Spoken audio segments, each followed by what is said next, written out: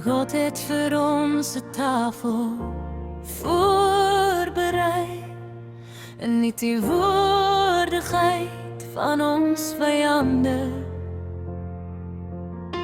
Vir jare lank stel ek die groot feesmaal voor, ergens ver in die hemel.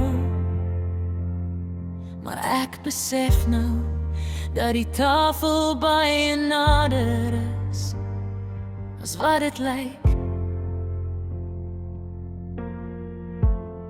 Dit lyk soos alledaagse oomblikke.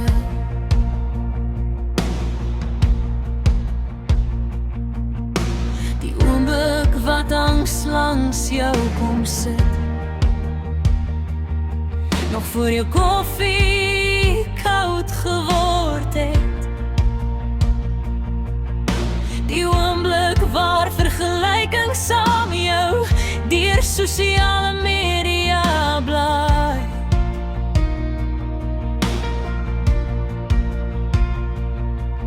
Die vyande probeer gedrieig 'n stoel langs jou tafel inpas.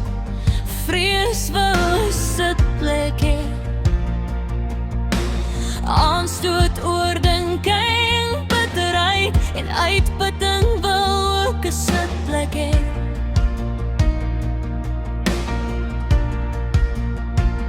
En as ons nie doelbewus leef nie, voed ons die gedagtes wat ons eintlik leeg moet maak.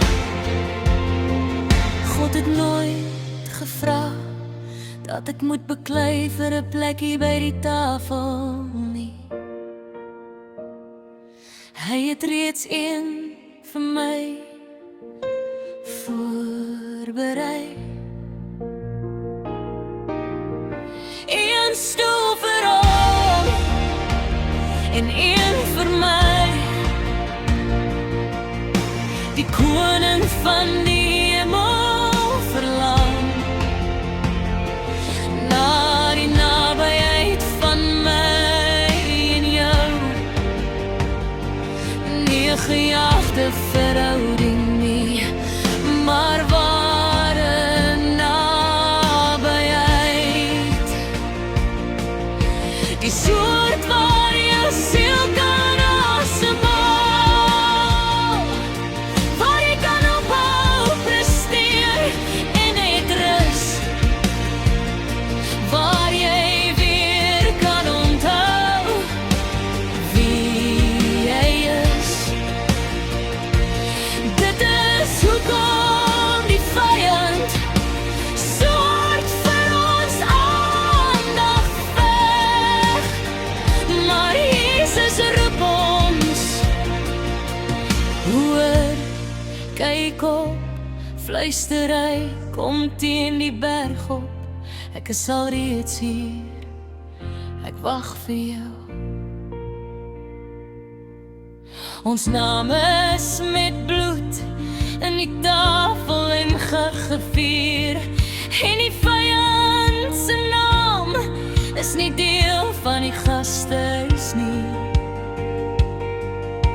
Die tafel het net 2 sitplekke, een vir God en een vir my en jou. Laat jou herinneringe en jou toekoms nie geskryf word deur vrees, teleurstelling of skaamte nie,